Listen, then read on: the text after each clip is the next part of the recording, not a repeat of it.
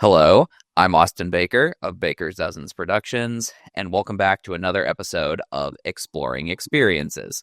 On today's episode, we are going to do another segment of Anatomy of an Experience, which is where we talk about a themed entertainment venue or an event or a museum or a experience that I have personally attended, and then look at it through the lens of the quote unquote 10 secrets of experience design. If you are not familiar with what those 10 secrets of experience design entail, I highly recommend you go back to the very first episode of this podcast where we cover those in a little bit more detail.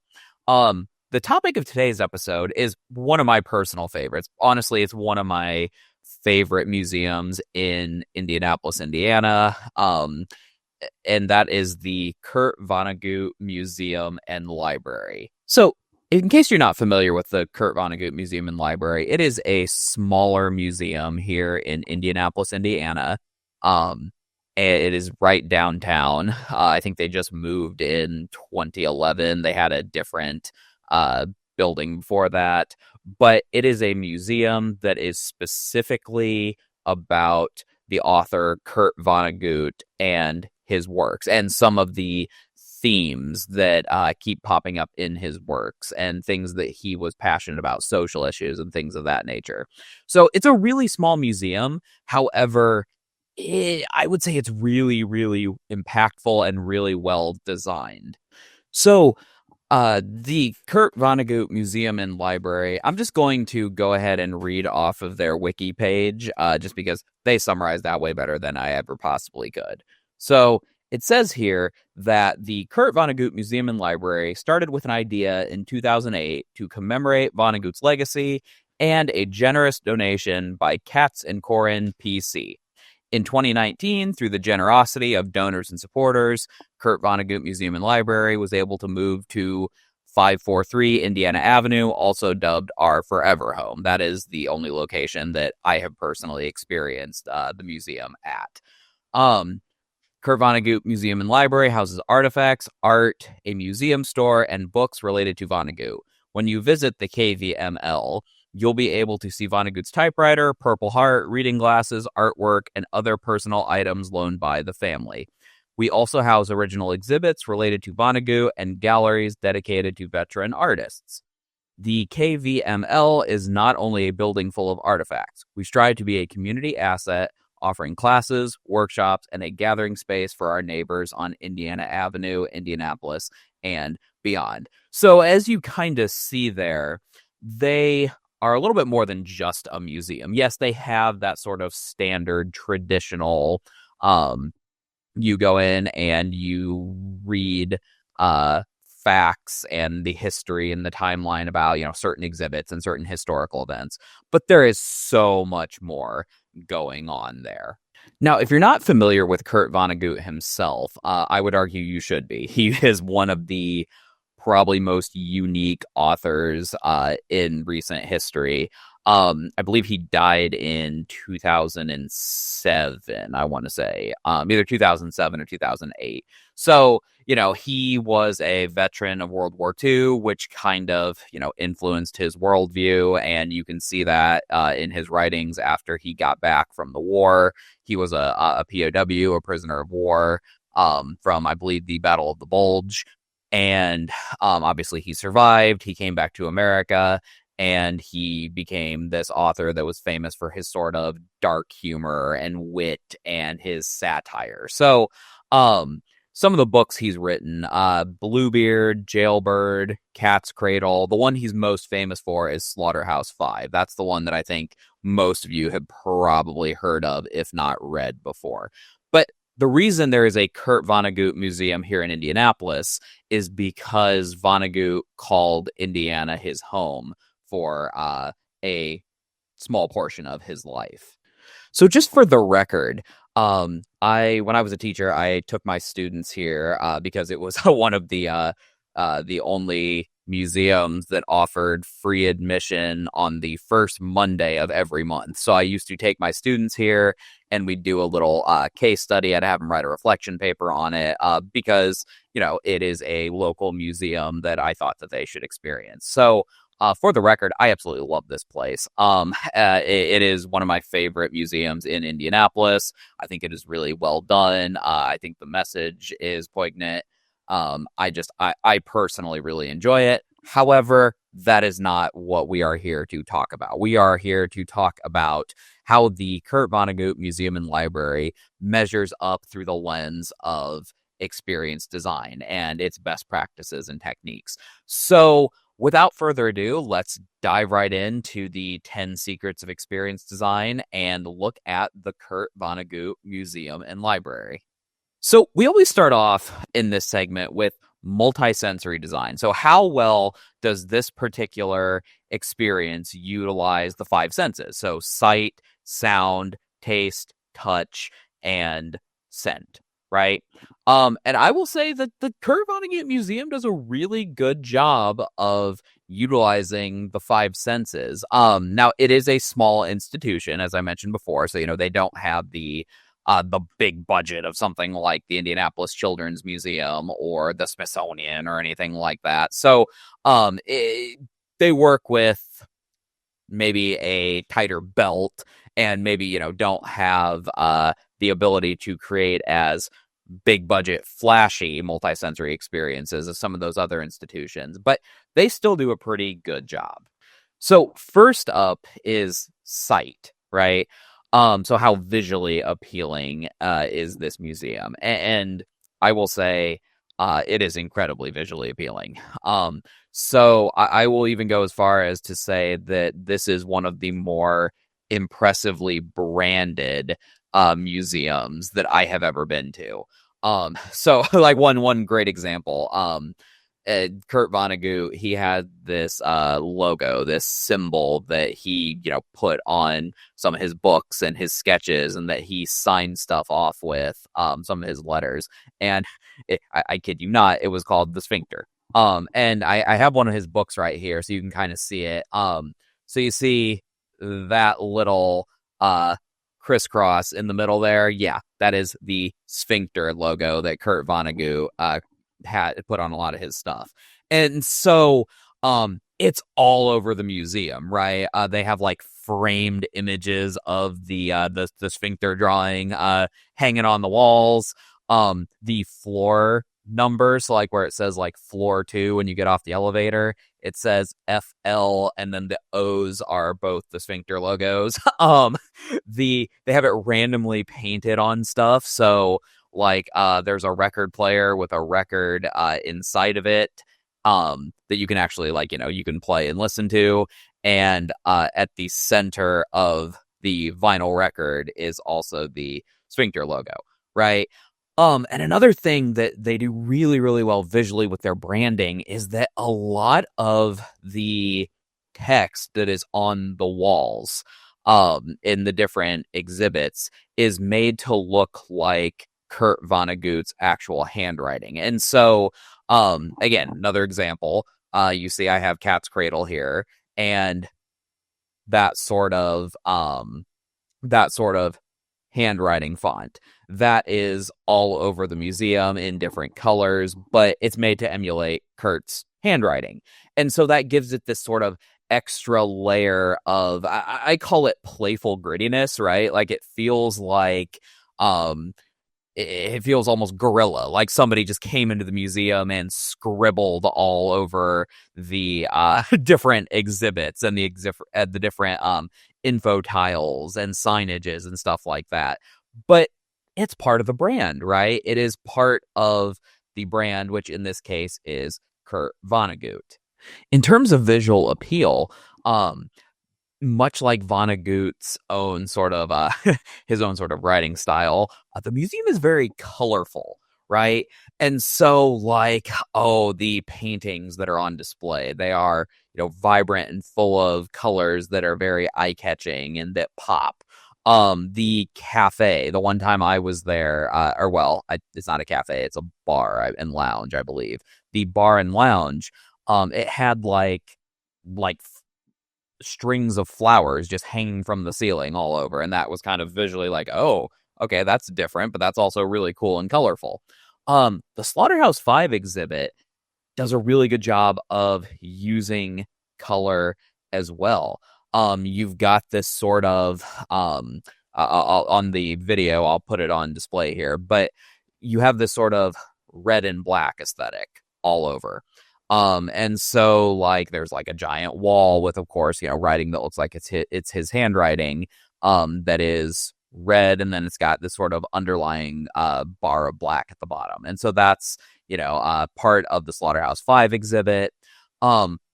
There also is this wall, or at least there used to be this wall last time I was there. That was the what's it called? The freedom of expression graffiti wall. So on the outside of the building, they have a wall where they are telling you, yeah, go ahead and tag this building, right? Write whatever you want, express yourself through graffiti and spray paint, and we're going to leave it up for X amount of time. I think eventually they paint over it, and then it either starts anew or they put something else there. But that is a very colorful sight to see when you first pull up to the building. Also, when you walk into the main portion on the first floor to the left, so across from the gift shop, they have these walls that I'll talk about them a little bit in more detail later, but they are single blocks of color with then white in the middle. And visually, that just sort of stands out from just about anything else on that first floor, which is kind of a more traditional museum gallery style exhibit. But even in addition to the colorful nature of the Kurt Vonnegut Museum and Library, there's so much visual appeal here. Like, you go up to the Slaughterhouse-5 exhibit, which basically is, I'd say it's half the third floor, maybe 3/4 of the third floor. But in addition to having that red and black aesthetic, you also have this, I'm trying to think how to describe it.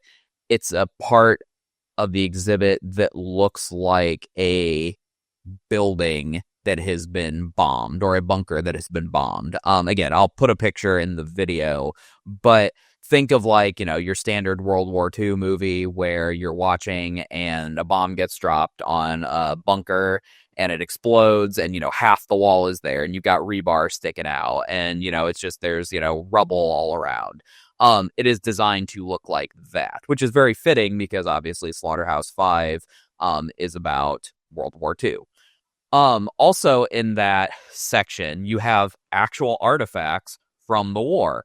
You also have this sort of in the sky, this diorama almost that looks like fighter planes flying over, right? Implying that those are the planes that maybe dropped the bomb on the bunker and blew it up, right? So there's all this visual appeal that this museum has. A bunch of the tables that you can sit at, and you could, in theory, sit there and chit chat, sit there and enjoy your drink, whatever. They have newspapers. So I don't know if they're Mod Podged or laminated, but the tabletops are basically newspapers that are talking about like censorship and bad words and things of that nature, which as we'll get to later was very pertinent to the themes of this museum. Another thing that I find fascinating about the sort of visuals of the Kurt Vonnegut Museum and Library is that all three floors have a distinct visual style. So yes, all three of them have artifacts on display and have information tiles and things of that nature. They still function as a museum with exhibits, but they all have a different feel to them. The first floor feels more like your sort of traditional gallery style museum, where there's art hanging on the walls, and there are glass boxes with Vonnegut's letters in them, or typewriters, or things of that nature. You go to the second floor, it is a lot more of like a hangout space, right? So that's where the bar and lounge is located. But then there's also like a comfy chair you can sit in with a desk. There are bookshelves. There are with books you can actually pull off and read if you so desire. There's this big open room that has like a piano in it and has a bunch of tables where you can sit down and just relax or enjoy your drink or do work or whatever you intend to do while you are at the library, the museum and library, for an extended period of time. Then you get to the third floor, and it is more modern museum style. So that the third floor is the Slaughterhouse-Five exhibit. So that's the one that has the faux bunker and has it gets a little bit more experimental with its layout and some of the exhibits and what it has on display, right? So even though all three floors have the same goal in mind, which is display artifacts and teach you about Vonnegut and his life and his values, right?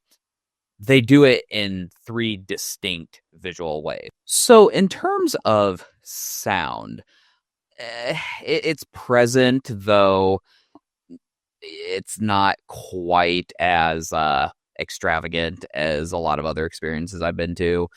So there is the record player on the first floor that you can turn on and it plays music. There is also the piano that I mentioned that is up on the second floor that any of the times I've ever been there, it's just kind of been in the corner and nobody's messing with it, though I'm assuming at some point it gets pulled out and played, whether that's for special events or at random times. I am not sure, but it's there.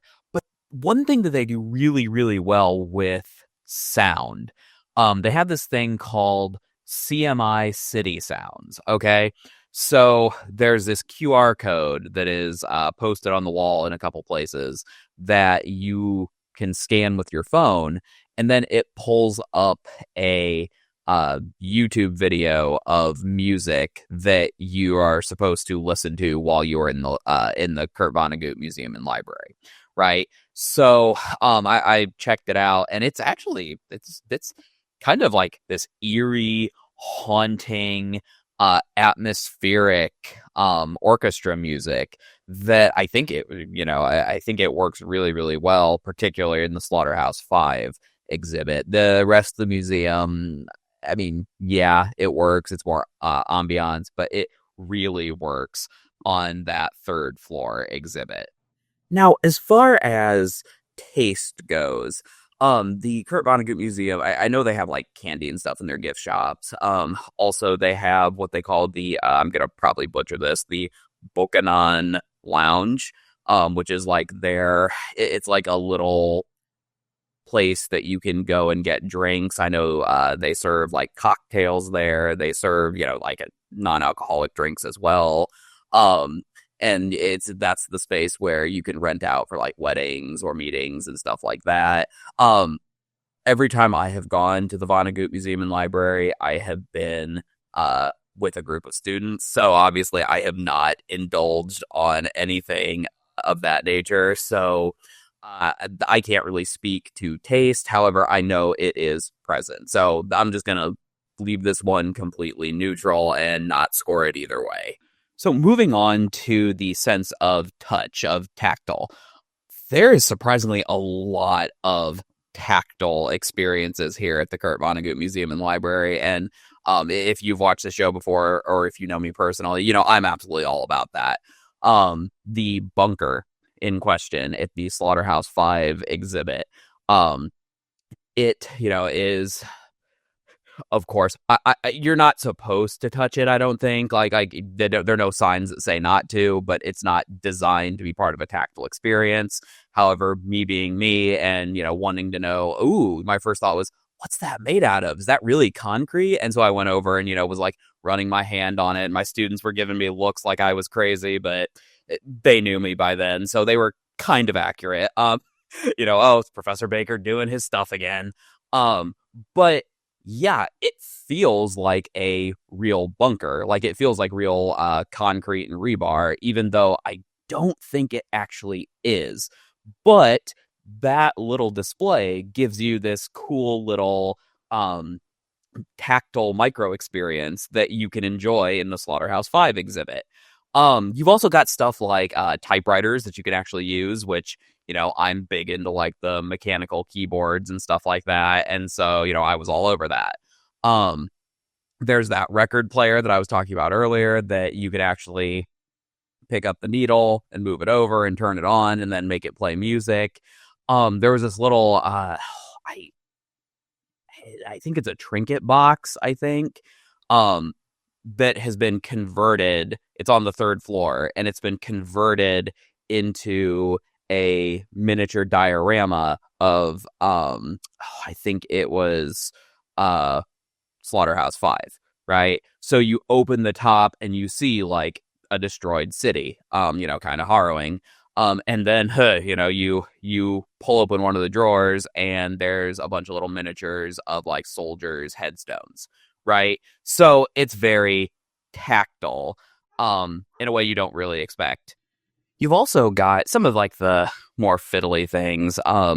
You've got like the piano that one of my students uh pushed a button on. I'm not sure if you're supposed to, but I digress. But then also you've got in addition to this being a museum, it is also a library. So it has books galore all over that you can pull off the shelf, you can flip through, you can touch.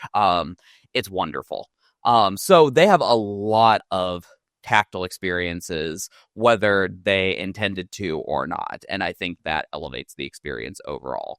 As far as smell goes, I feel like there's not a ton of intentional smell.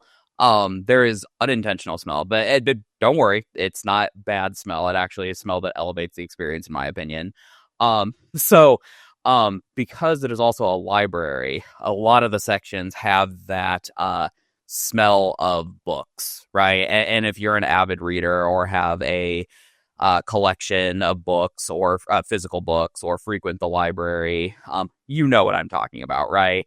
And to a book lover like myself, that is just like heaven on earth. So again, I don't think that's necessarily intentional, but it is a smell that elevates the experience, in my opinion. You've also got stuff, obviously, like the smell of like the alcohol and drinks at the lounge, right? But again, I don't feel like that is intentional, and it doesn't really, positively or negatively affect the experience either way. So overall, I am going to give the Kurt Vonnegut Museum and Library a 9 out of 10 in terms of multisensory design. They do a wonderful job. There are some elements that I think that, they could just, I don't even want to say improve on, because it's not that they're doing them badly. It's just maybe things that they could add to make the already good experience even better. So 9 out of 10. So next up is tells a story. How well does the Kurt Vonnegut Museum and Library tell a story?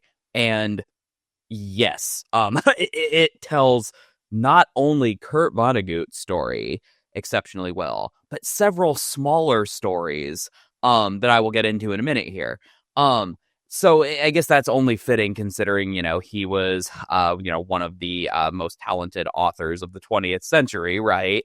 But you look at each of the larger exhibits and there is a sub theme, right? So yes, they're all about Kurt Vonnegut's life, his works, his struggles, his family, et cetera, et cetera. But then they've also got like a small part of the exhibit that is the women in Vonnegut's life, right? So yes, you are learning about Kurt Vonnegut's mom and his siblings and wife and girlfriends and things like that. But at the same time, you're not just learning about them. It's also telling the story of feminism, right? It's also telling the story of a woman's experience in, 19th or not 19th, 20th century America and, these struggles that they had to overcome to, help Kurt get to where he was, right? And their own personal struggles. So that is one great example of how there are these sub stories kind of being told throughout the museum. Another one, the Slaughterhouse-Five exhibit, right? You got stuff about Kurt Vonnegut's own personal experience, but then you also have things about the general World War II soldiers' experience, right? There's stuff about uh, the nuclear weapon, or the atom bomb, nuclear weapons, and kind of being anti-nuclear weapon. There's that sort of theme going on in there, and telling the stories of the horrible, horrible stories of people who experienced the atom bomb in Japan, right? Um, and so you've got that. It also kind of tells just the general story of like POWs in general, right? Because if you've read Slaughterhouse-Five or know Vonnegut's history, um, he was a POW. And so you got that. You've also got the quote unquote rejection section that I like to call, as I like to call it, where you see a bunch of Vonnegut's displayed works that were rejected from publishers for various reasons, right? Oh, this is too vulgar. Oh, we don't think people are going to be interested in this. Oh, it doesn't fit with the theme of our magazine, whatever reasons, right? And so, yeah, you are learning about Vonnegut's lesser known works, but at the same time, it's almost a critique of sort of like freedom of expression and conformity and stuff like that. And then, of course, you've got the first floor, which the first floor doesn't even try to be subtle about it. It's all about freedom of speech and censorship, right? And yeah, it frames it through Vonnegut's life and experiences, but there is a deeper meaning there. So it's telling two or three stories simultaneously. And so, yeah, the Vonnegut Museum, no surprise, takes storytelling to the next level. Most important of all, though, in terms of storytelling ability and effectiveness, me personally, I have learned more about Kurt Vonnegut and his life and his work from my handful of trips to this museum than I ever did in English class or in on a documentary or just on my own on the internet, right? And so it does a phenomenal job of telling that story. Also, I don't know, I can't find anything on the website, so I don't know if they still do this, but I know for a while they used to have a Kurt Vonnegut interpreter, a first person character, right? Where they had an actor who dressed up as Kurt Vonnegut and, went to schools or talked at events and actually pretended to be him. Um, don't know if they still have that anymore, but that would have been really cool to experience, especially if you know anything about Vonnegut's personality and his opinions and the way he carried himself. It would have been a blast. But so for that reason alone, 10 out of 10 easily on storytelling.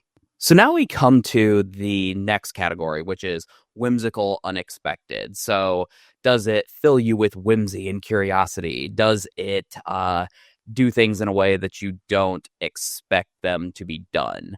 And much like Vonnegut's actual works themselves, yeah, they do a great job at this museum and library at making things serious but still playful at the same time. So if you knew anything about Vonnegut, he was all about satire, and he was very witty and sort of had this wry, dry wit to him. And the museum is very similar, right? And personally, that's my style of humor. Think like like the original Ghostbusters movie, right? The dry sort of humor, satirical take on, in that case, like the exterminator industry, right? But they're doing ghosts instead of pests. But that sort of thing where it's like it's serious, but there is this sort of underlying tone of humor and sarcasm to just about everything that's in there. And it's hilarious. I absolutely love it. And so, not even talking about like the wittiness and the whimsy of it all, there's a lot of unexpectedness in the Kurt Vonnegut Museum and Library. So, I mean, for starters, just overall, the quality of the design and the storytelling in this little museum in Indianapolis, that is, 3 stories, that is, tiny compared to all of our other museums that most people, know a little bit better, right? It's just so unexpected to see that there's this good of a museum with what little they have to work with. And I absolutely salute them for that. I love this place.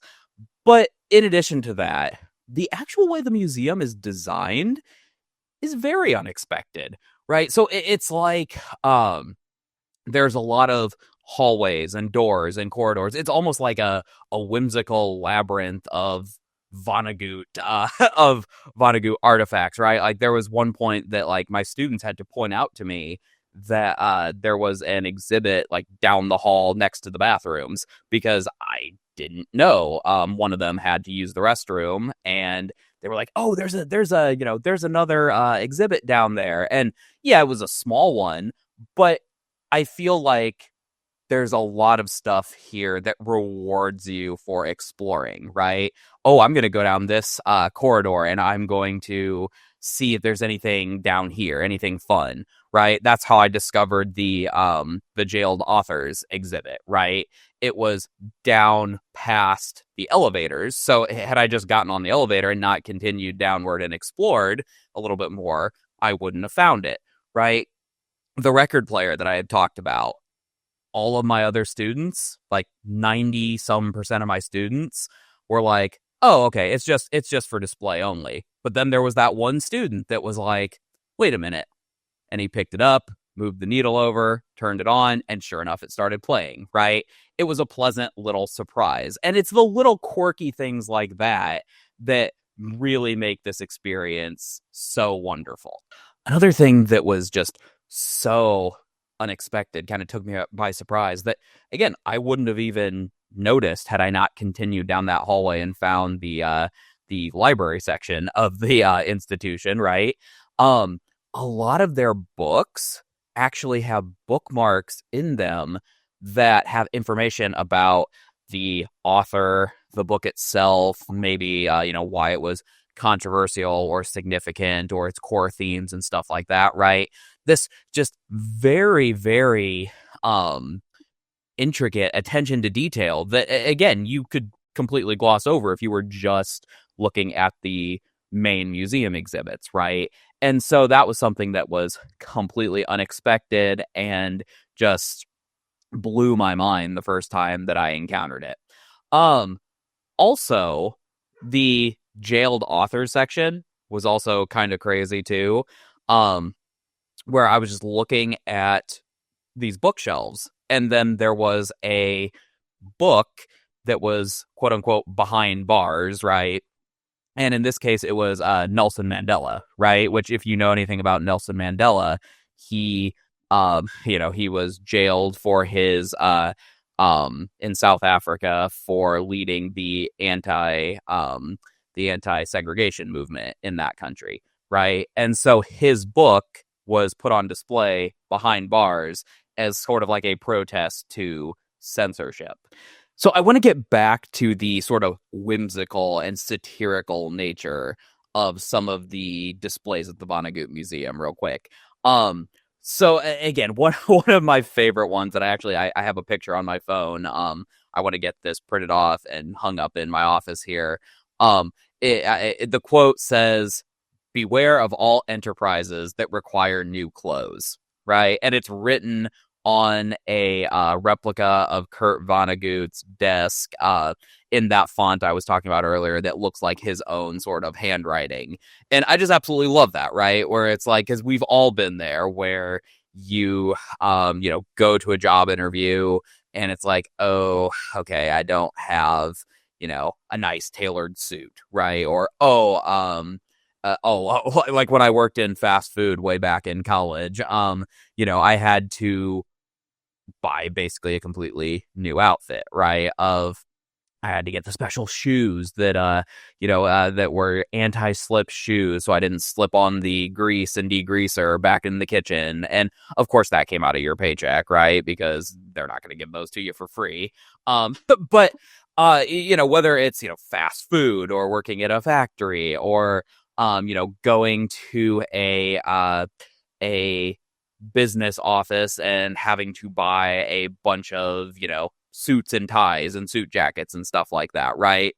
Kurt Vonnegut's saying, you should probably take a step back and think about that. If you have to buy new clothes, is that really an industry that is going to be fitting for you if you do not already fit it, right?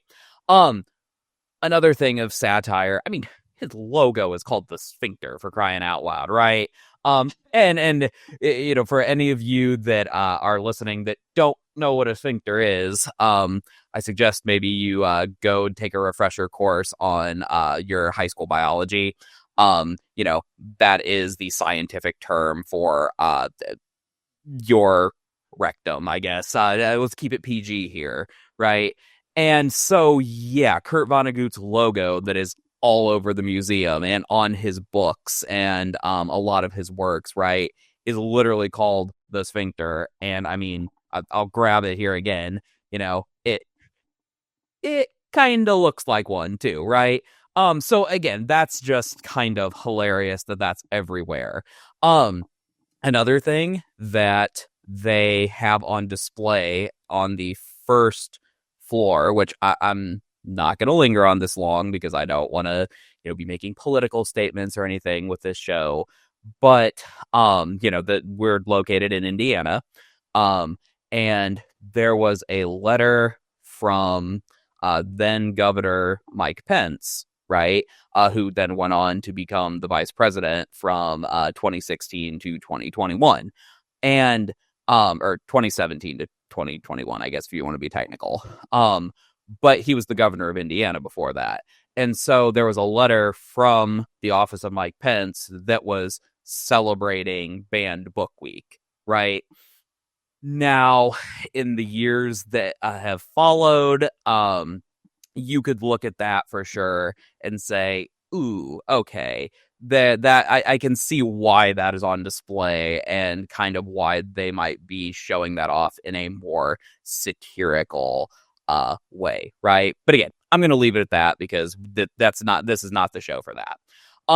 But yeah, you have all of these sort of satirical, dry, funny little jabs at society and censorship and social issues and things of that nature that are, maybe you wouldn't understand them unless you, really paid attention and dug in and did a little bit of research. But they're there and they are hilarious. And I think that is something that Vonnegut himself would be very, very proud of. So even though, yeah, I think, there could be more in terms of the whimsy and unexpectedness. Well, not even that. I think maybe the unexpectedness, it nails the whimsy part. So for that, I am going to give the Kurt Vonnegut Museum and Library a 9 out of 10 in terms of being whimsical and unexpected. Up next, we've got audience-centered. So how much does the Vonnegut Museum understand its audience and resonate with its audience? And so I just want to say right off the bat, even though this is a museum that is very content-based, right, in terms of, it's got artifacts and written works on display, and it's very much focused in terms of, its content messaging, right? It is very much about the audience, right? So they do a great job of not only putting content on display and explaining it in ways that many different demographics will be able to understand, but they also keep it vague enough that the audience can kind of form their own meaning out of the different works and the different exhibit tiles and artifacts and things of that nature. I just finished up a certificate course from Indiana University that was all about interpretation, right? So cultural heritage interpretation in parks and museums and zoos and things of that nature.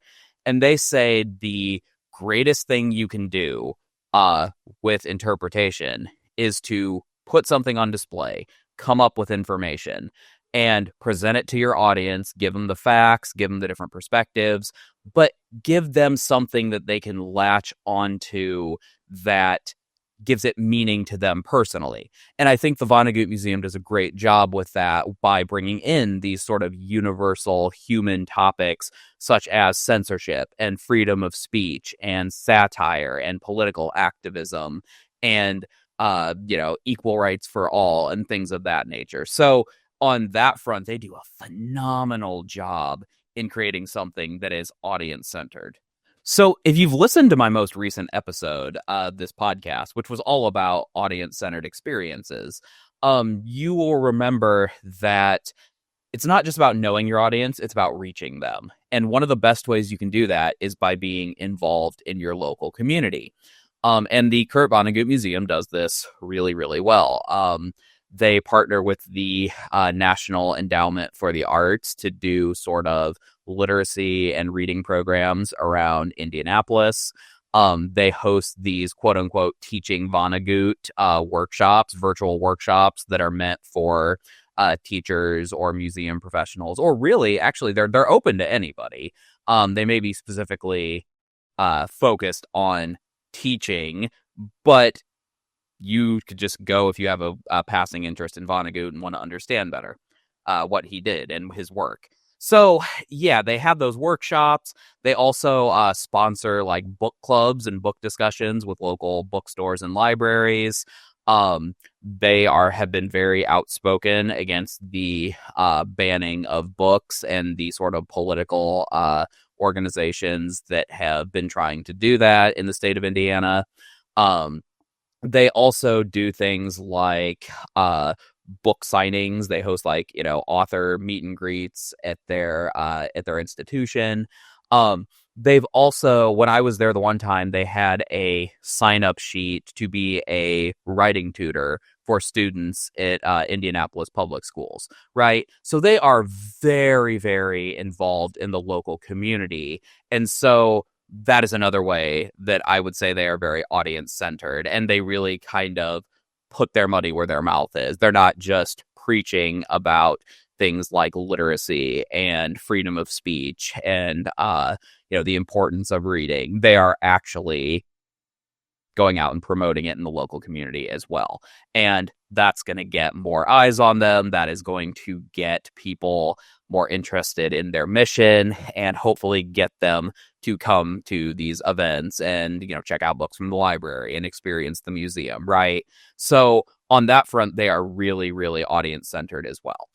Now, when I say that the Kurt Vonnegut Museum and Library knows their audience, they really know their audience. So both good and bad.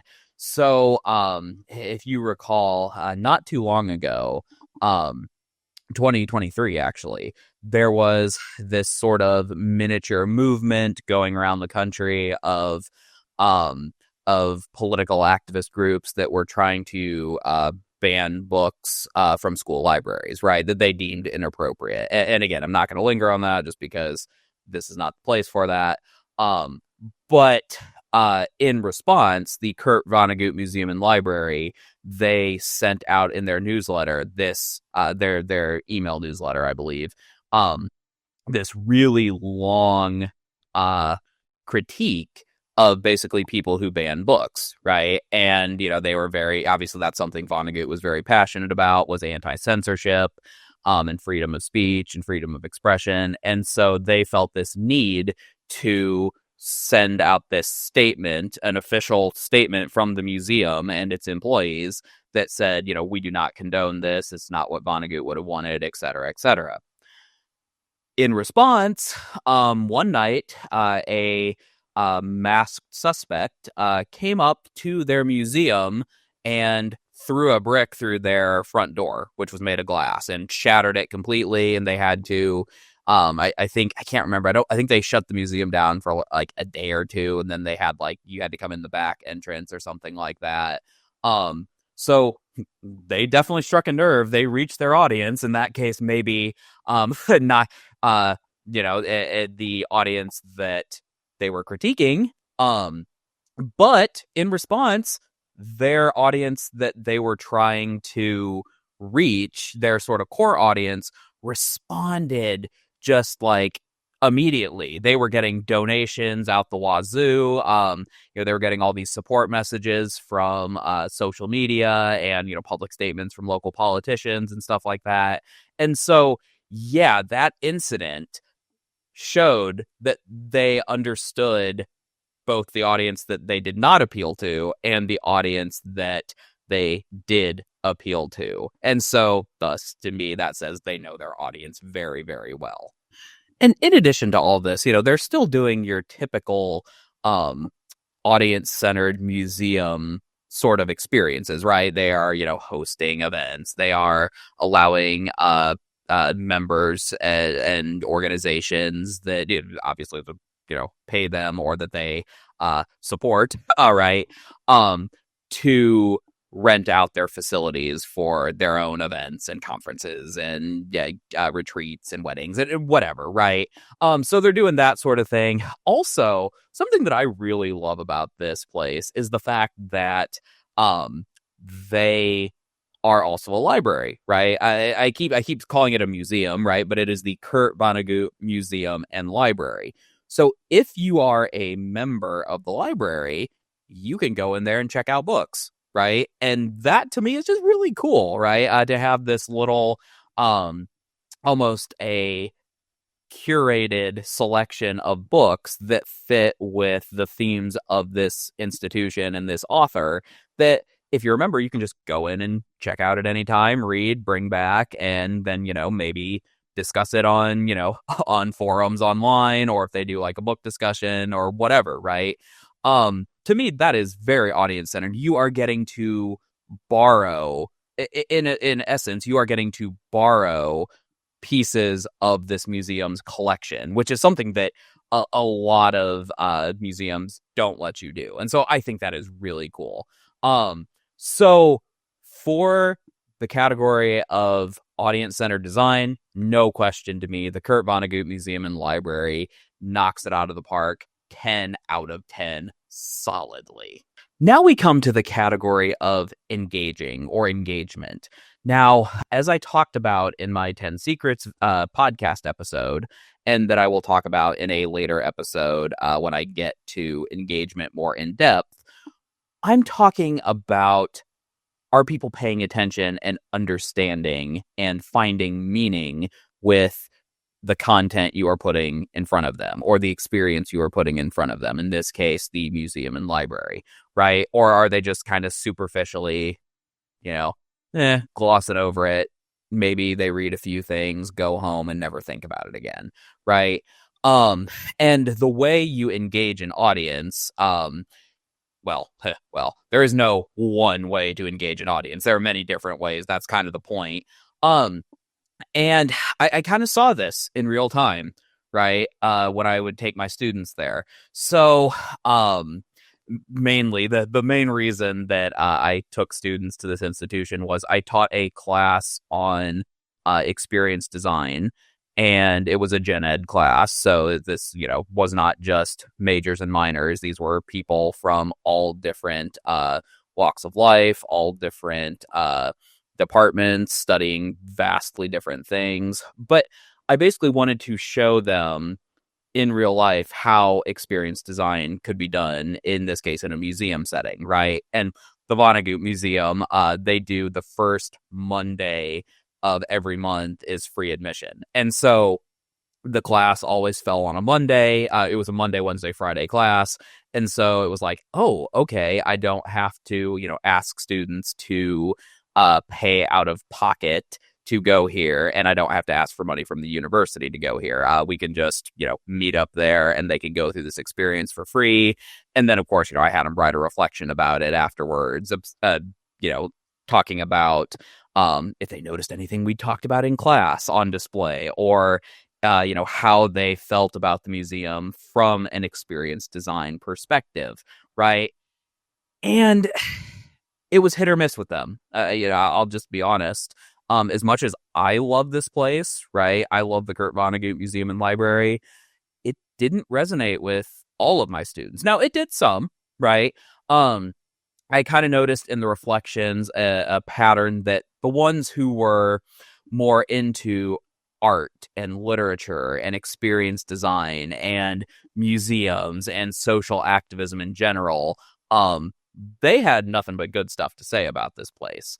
A lot of the other students, though, they thought it was a little too standard for their tastes, right? I kept getting the comment over and over again that, oh, there was too much reading. There wasn't enough interaction with the exhibits, right? Basically they were saying that it was boring and they didn't connect to it, right? Um, and so even though, yeah, I have been given this place a really great review so far, keep in mind I am one person and a very specific demographic, and so it didn't quite resonate. It didn't quite engage with everybody. And I do kind of understand where they're coming from, right? So, you look at the Kurt Vonnegut Museum and Library, they are a smaller institution, right?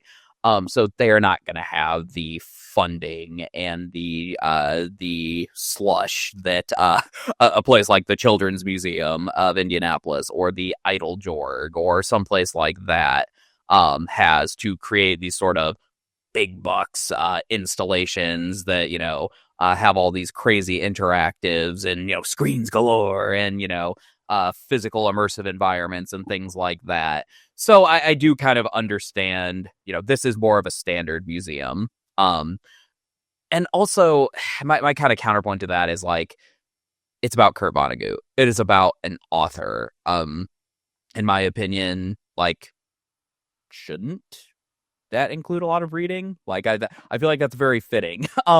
So even though I have a counterpoint, that is just a sort of word of warning that I'm throwing out there. Just because something appeals to you personally, or appeals to a certain demographic, that doesn't mean it's going to resonate with everybody. And you might want to take a step back and look at your experience and say, okay, well, how can I get that audience? If you want that audience, right? I think I mentioned in the audience-centered design episode, there are probably going to be segments of the population that maybe you don't necessarily want to appeal to, right, in your institution. But that's just something that I want to bring up as an example of not all experiences are going to appeal to everybody. That said, this is my show. I am the host, so I am going to keep talking about the things that I think worked well and made it engaging for me personally, right? I can only speak from my own personal experience and, hope that you all can go experience this institution yourself and take your own meaning from it, or maybe not, right?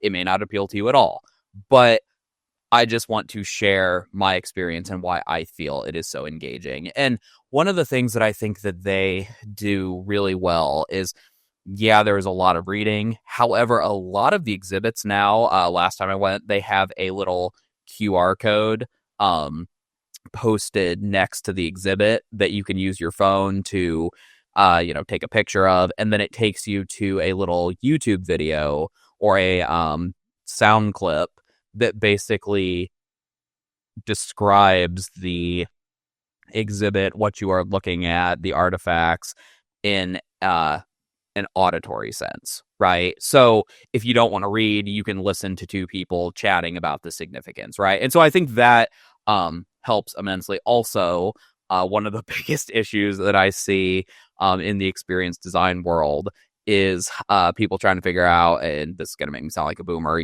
how do you get people to, not look at their phones and pay attention to what you are putting in front of them? And in this case, as many other museums or theme parks or zoos have done, is, make the phone part of the experience, right? And so I think that is one way that they are trying to get around this concept of, I don't want to just read a long wall of text when I go to a museum. So they are trying. Also, personally for me, I think the humor and satire and wit of a lot of the exhibits works wonders, right? It makes it incredibly engaging for me, right? Because you have to actually comprehend what you are reading and pay attention to capture more of the subtle, nuanced satire that is underneath the written word, right? Um, and some of it is a little more on the nose. One of my favorite uh, pieces that is on display, it's on like a hallway somewhere, right? So it's not even like a main exhibit, is a writing from Kurt Vonnegut that says, and I have it written down here, a truly terrifying moment is when you realize that the people you went to high school with are running the country, right? That cracked me up. I was laughing in the middle of the museum, and then I took a picture of it, and it's still in my gallery to this day. It's hilarious, right? It's stuff like that to me that makes this museum work and makes it resonate. It's not just let's throw the facts out there and just as dryly as possible and let you take away what you want to. They inject a little bit of humor and wit and a little bit of we'll call it a Vonnegut-ism into the exhibits themselves. But even the more serious parts of the museum, right? The Slaughterhouse-Five exhibit, the stuff about like women's rights and censorship and things of that nature, they are written in a way that, even though maybe they don't use as much humor as the rest of the museum, they're still really well written and really mentally engaging. If that's the big keyword, if you take the time to stop and actually read them. But yeah, another thing that, again, I think it goes both ways. The Vonnegut Museum is unabashedly uncensored, right? And so, you look at some of these exhibits and, there are curse words in them. There is colorful language. There are references to things that might be, a little bit more taboo, right? So there was one that, if you've been here and you've seen it, you know what I am talking about. I'll put a picture on the video, but there was Kurt Vonnegut's drawing of the perfect female figure, right? Which again, I can't really describe it for those of you who are listening. If you're watching the video, take a look at it. But again, right, it's kind of a little bit, I could see some people finding it offensive. And there's a lot of stuff in the museum like that, right? Where it's like, it's his words, unfiltered, uncensored, take it or leave it. And so that might disengage people who maybe aren't into that. However, I would argue that's what Vonnegut would have wanted, right? So again, for me personally, I am incredibly engaged whenever I go there or interact with this institution in any capacity. But there are some people and some valid complaints from different demographics, maybe, that aren't so engaged by it. So just for that reason alone, I'm going to give them an 8 out of 10. They still do a good job, but there might be some things that they want to take a look at. Now we come to the other side of that coin, as I like to say, which is, okay, there's engagement, but then there's also interactivity, right? And again, the big question, well, what's the difference, right? Well, engagement is more mental, interactivity is more, I don't even want to say physical, because you could verbally interact with something as well, but it is less intrinsic than engaging. But yeah, so now we come to interactivity. So how interactive is the Kurt Vonnegut Museum and Library? And now I will say that I think at its present form, it tends to be more of a educational resource, right? And when I say educational resource, I'm not only talking about for like schools and students and teachers, I'm also talking about the local community and educating about things that, Vonnegut probably would have championed, right? Like freedom of speech and censorship and creative expression and things of that nature, right? But so there's not a ton of interactives present at the moment. However, I will say the ones that they do have, they knock it out of the park. They do a great job with the limited interactives that are present. So the first interactive that you experience when is well, okay, this comes and goes. So I don't know if this is still here or not. So full disclosure, if you go to the Kurt Vonnegut Museum and Library right now, it may or may not be there. I am not sure. It was there last time I went. They have the free expression graffiti wall outside, right? So it's this wall of the museum's building that they encourage you to spray paint it and tag it and write whatever you want and do whatever sort of design you want with spray paint, right? They want you to graffiti their wall as sort of to make a point about freedom of expression. And so yeah, you pull up and you see this just colorful wall full of graffiti, and at first you're like, they somebody must have got them in the middle of the night or something, and then you actually go look at it and it's like, no, they're encouraging this. Now I did not partake, however I feel like it would be very fun to. But so right off the bat, when you park in their parking lot, you encounter one of their first interactives. Then you walk into the building, and on one side, I'm trying to get my bearings here, you walk in, and to the right there is the gift shop.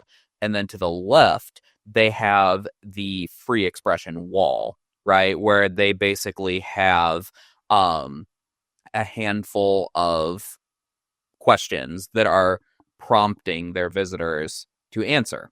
And how do you answer these? So let me just pull this up here. I have a picture. Yeah, so like one is caring for others is how humanity progresses and creates equality for everyone. What are some inspiring ways to care for humanity, right? Another one, caring for the environment is everyone's responsibility. What actions can you take to make sure you leave the earth in a better condition, right? And so how do you answer these questions? You take a permanent marker and you write on the wall underneath or around or above, right?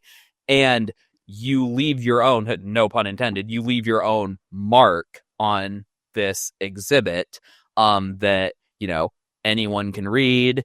You could come back and find it. I think I wrote on it the first time I went, and then the second time I went, I came back and I found it, right? It was kind of like a fun little exploration I Spy game almost. And so yeah, again, that's a very low budget way to do interaction, but it is so effective.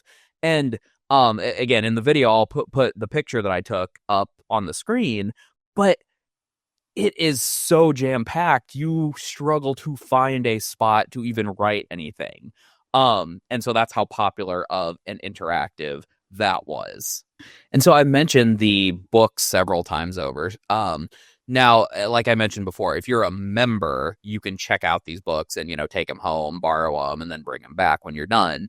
But even if you are just pay admission to go to the museum, you're allowed to just take the books off the shelf and sit there and read them for as long as you want, right? Which is, again, a low budget interactive, but it's very effective. And at least the few times I have gone, which have been like right when they opened, at like 11 o'clock, it's very peaceful, right? And so I could see myself just going there, bringing my laptop, doing a little bit of work, sitting and reading a book, right? But that's still interacting with the museum and library.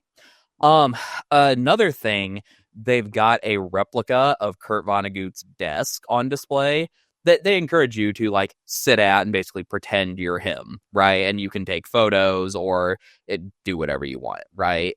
I mentioned before they used to have a Kurt Vonnegut interpreter, a character, a actor playing Kurt Vonnegut that could do live interactions as well, right? They have a piano there that I mentioned. I'm not sure if you're allowed to play, which actually kind of reminds me of a story of 2 years ago. I was a judge at the Business Professionals of America, their Indianapolis state competition. I was one of the judges, and during my lunch break, I was sitting in the hallway of one of these in the hotel conference center that the event was being hosted at. And, I was sitting there enjoying my lunch, doing whatever. And there was a piano kind of across from me. And one of the high school students, one of the contestants, came up and, he just, started playing it. And he was doing a great job, right? It was beautiful music. It added a little bit of ambiance. And then a hotel employee ran over and said, "Hey, you need to stop that." Right. I'm not sure if the same thing would happen if you just decided to start playing the piano at the Kurt Vonnegut Museum and Library, but I don't want to take that risk, right? So the interactives are there, and they are done really well. I feel like maybe they could get a little bit more engagement if they up the ante a little bit more, though. So for that, I'm just going to give the Kurt Vonnegut Museum and Library a 7 out of 10 in terms of interactivity.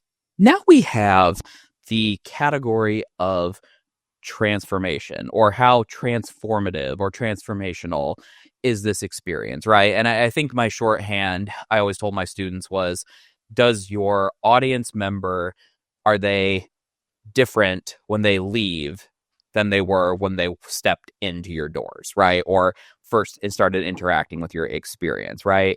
And people tend to think, okay, transformation, that has to be like, oh, this experience changed my life forever, right?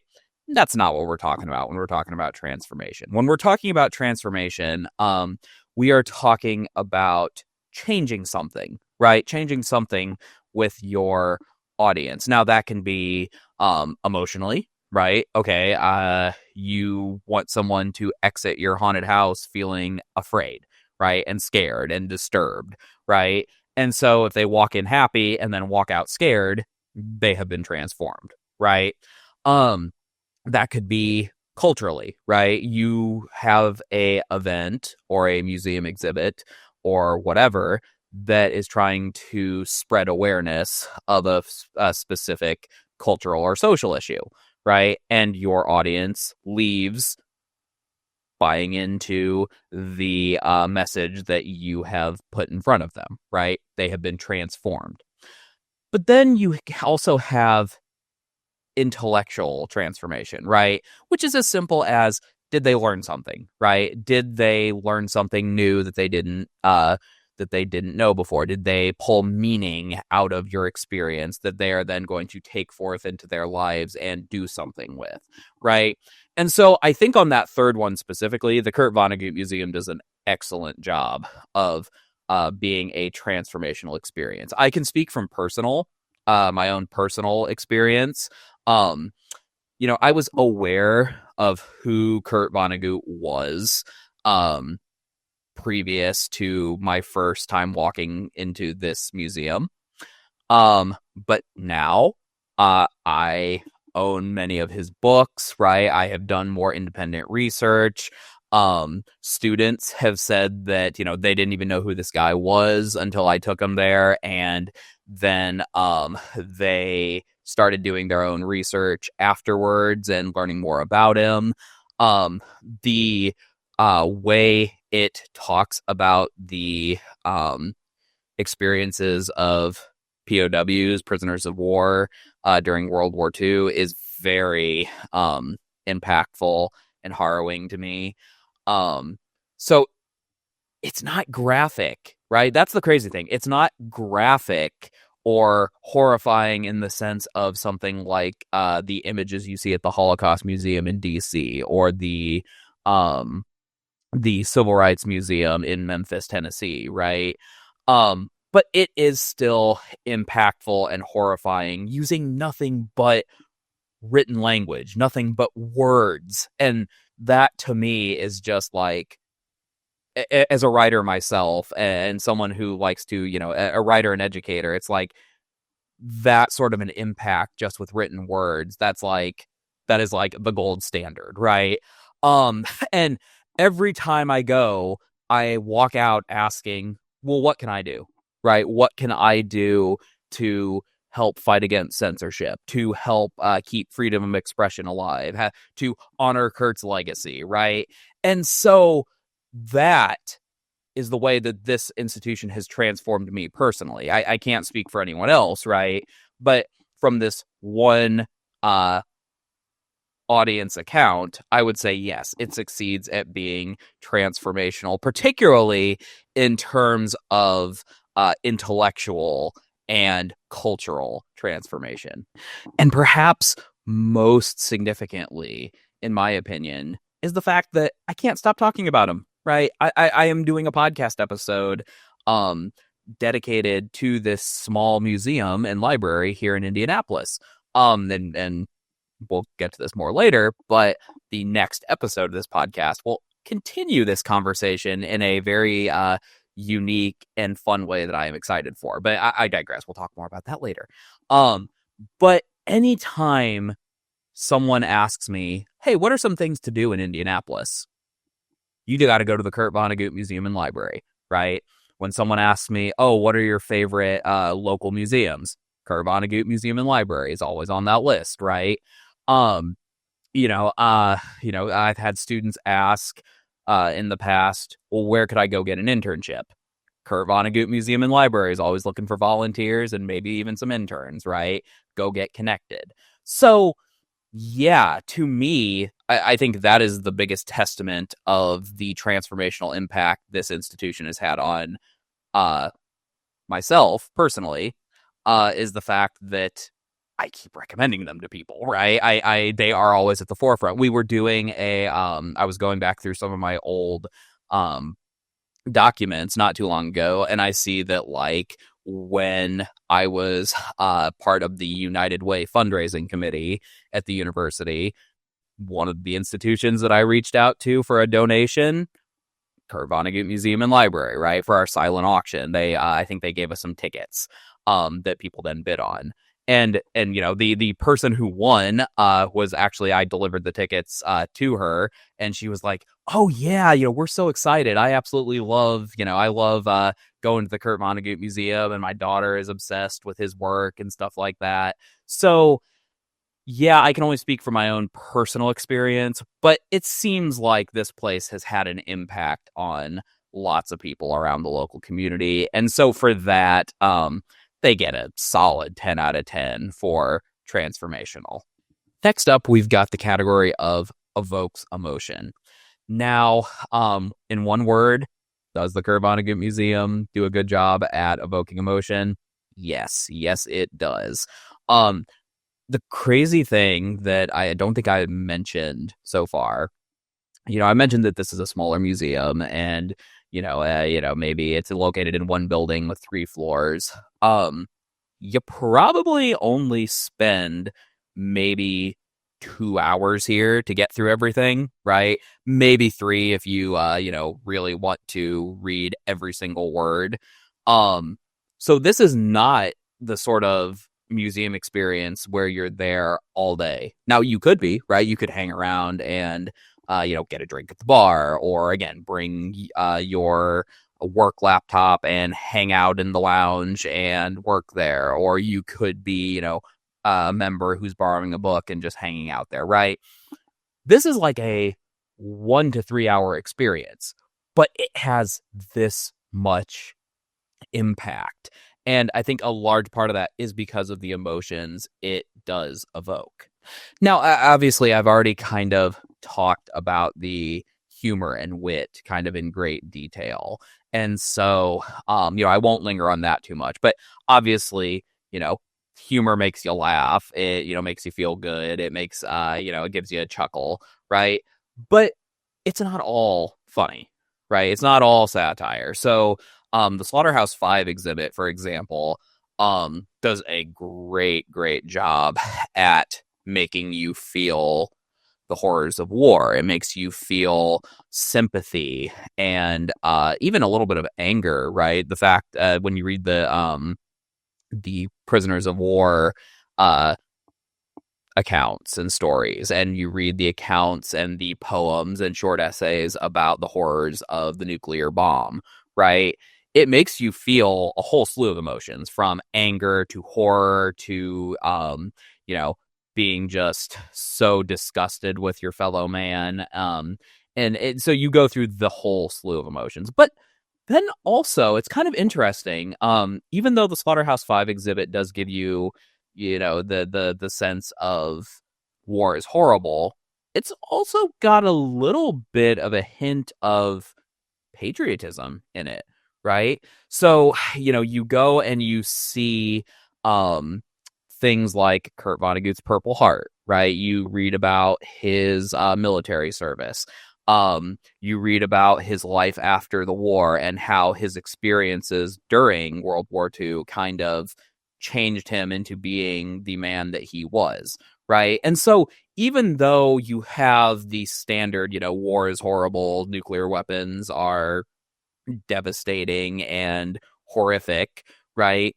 You've also got this sort of hopeful inspiration that is interwoven into the narrative as well. There's also in the sort of rejected works section, right? It kind of gives you this feeling of inspiration, right? Because you look at literally walls full of, or a wall full of,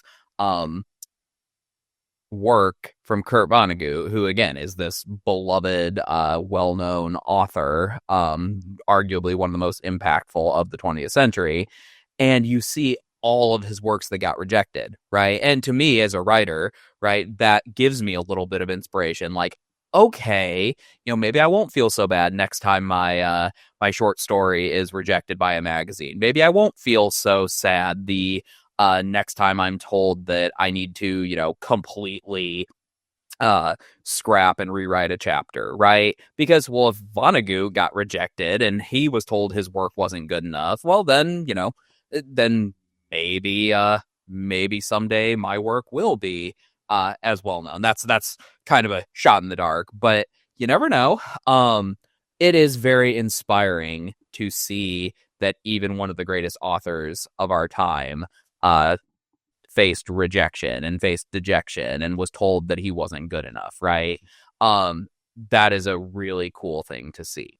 Another emotion that, again, I can only speak for myself personally, that I experienced in the first floor in particular, was anger, right? When I was looking at like letters from the 60s and 70s that were about banning books and, censoring work and stuff like that, and censoring authors and things of that nature. And it was just like, really? Like, we are now 50 years later and we're still having some of these same conversations. Couldn't we? You would think we would have evolved as a society by now, but apparently not.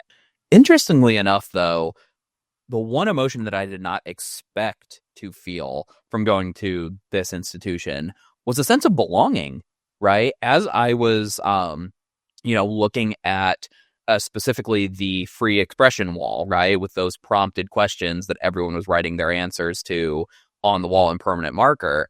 As I was reading some of these other people's responses, I was kind of like, okay, yeah, no, I agree with that. Oh, I understand that. Oh, okay, maybe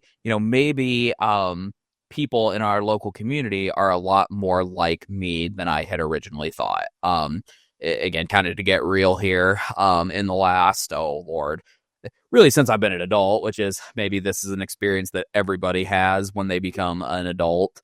I have lost a lot of my wide-eyed optimism that I used to have as a teenager and as a young adult. And so to see that there are still people out there who believe in the same things I believe in, it gave me a sense of belonging and a sense of hope, which again, I did not expect to experience at this little museum that's based on a singular author in Indianapolis, downtown Indianapolis, Indiana, right? And so, yeah, in terms of evoking emotion, Kurt Vonnegut Museum and Library, 10 out of 10.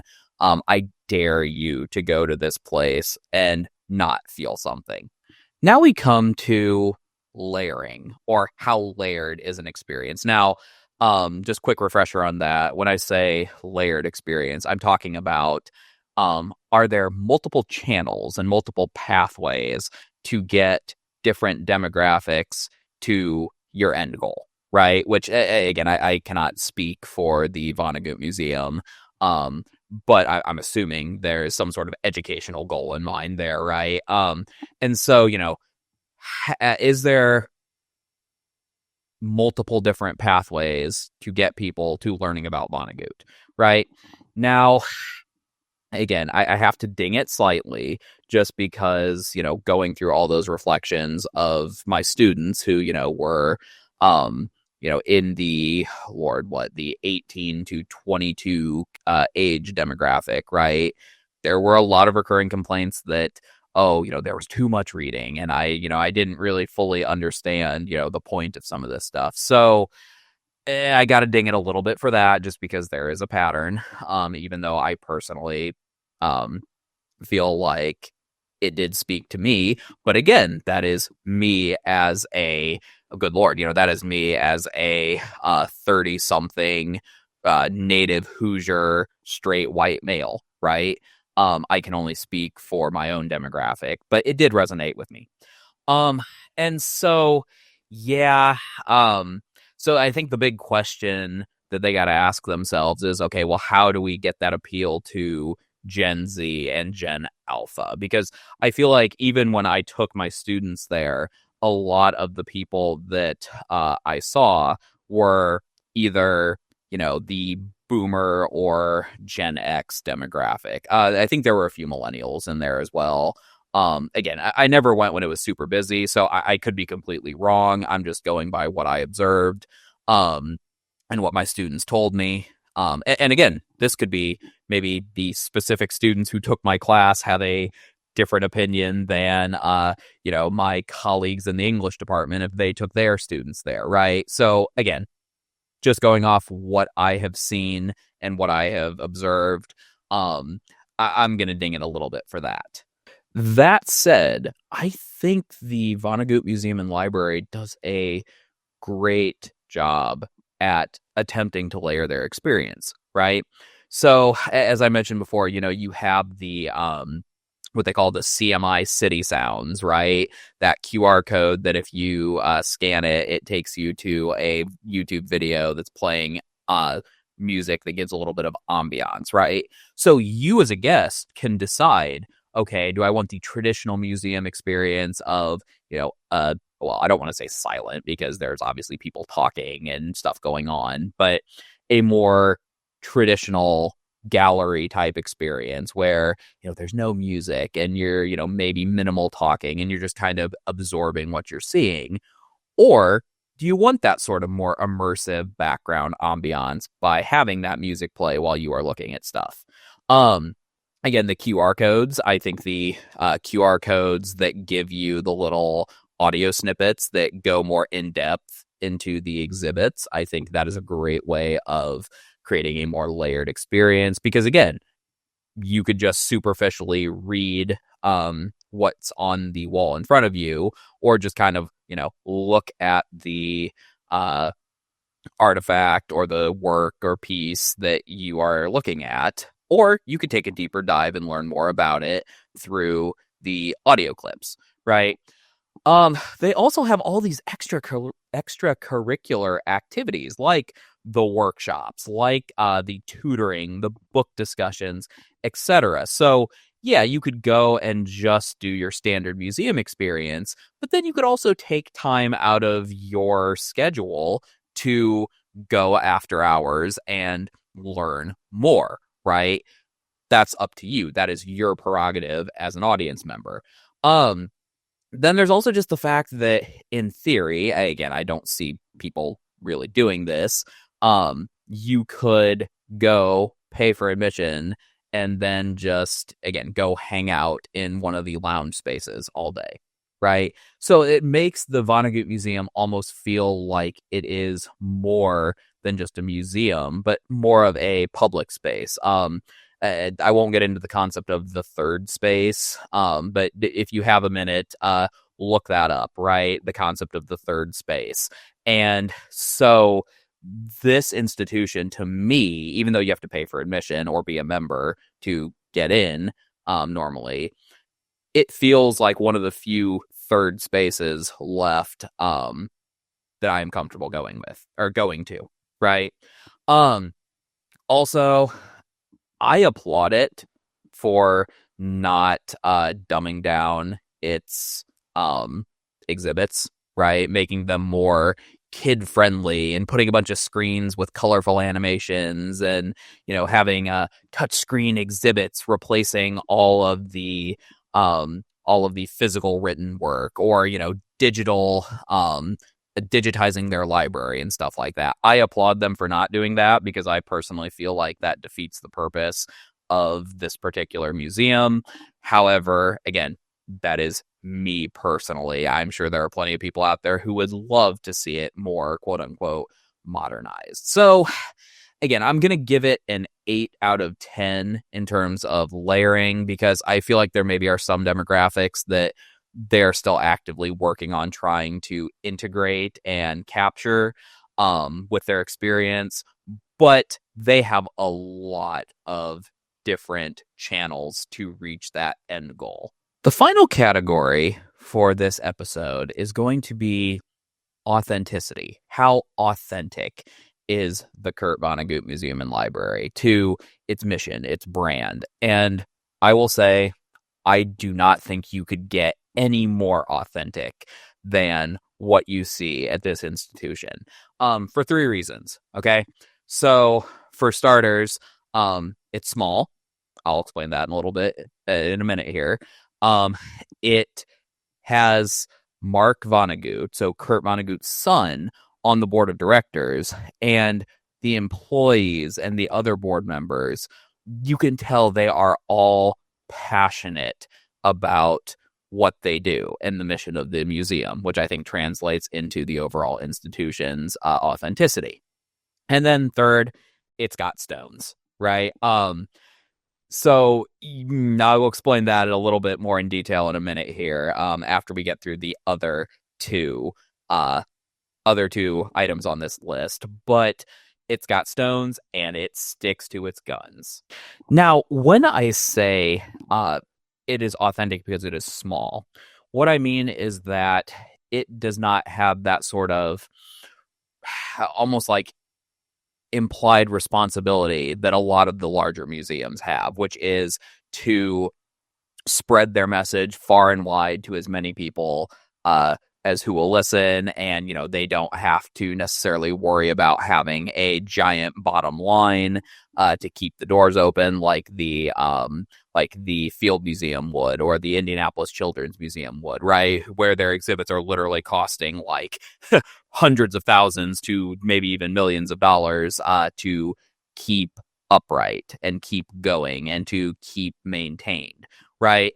And so they have that going for them. And because they don't have to worry about that mass appeal that larger institutions do, they can be a little bit more selective in the messaging that they put out there, which in my opinion makes them way more authentic than a museum that just says, everybody come and enjoy us, right? I would argue that is not what Kurt Vonnegut would want. And so, I think that the employees and the board and the designers do an excellent job at keeping it authentic to their content. And then last but not least, as I mentioned, the Kurt Vonnegut Museum and Library, they got stones, right? They stick to their guns. So after that incident that I talked about with the person throwing the brick through their front window, what did they do? I mean, they doubled down, right? They said, we are not going to let this discourage us from promoting, Vonnegut's disdain. I don't even remember how they worded it, but basically his disdain for censorship and book banning, right? And so they, have a clear set of morals and values as an institution that they, will not shy away from sharing with the general public, even if that gives them some backlash, right? There are plenty of people that I have talked to, that I have read about, that have a negative opinion on the Kurt Vonnegut Museum and Library because they are so outspoken on topics of of politics and social issues and things of that nature. However, to me, whether you agree with it or not, that is them not selling out. That is them keeping with the missions of their museum and library, and thus staying authentic to the messaging that Vonnegut has portrayed in all of his works and interviews and things of that nature. Now, unfortunately, Kurt Vonnegut himself has never been here. He died in 2007, and the original iteration of this museum did not open until 2011. So he never got to experience it himself, sadly. But knowing what I know about him as as an author and as a person, and then going to this museum and interacting with some of its employees, I think he would be really, really proud, which, yeah, 10 out of 10 for authenticity. So to kind of finish off here, I would just say this is probably one of the best small museums in the Midwest, in my opinion. And I cannot recommend it enough. So final score is going to be a 9 out of 10, which I believe is the second highest score we've given on this show so far. And I cannot emphasize enough, if you are in Indianapolis and you enjoy museums or Vonnegut or literature in general, go check this place out. It's phenomenal. And then to kind of wrap up, we've got a very special surprise for you in the next episode. I won't spoil it, but I will just say it is our first live interview of this show. But until next time, I'm Austin Baker of Baker's Dozens Productions, and I will see you on the next episode of Exploring Experiences.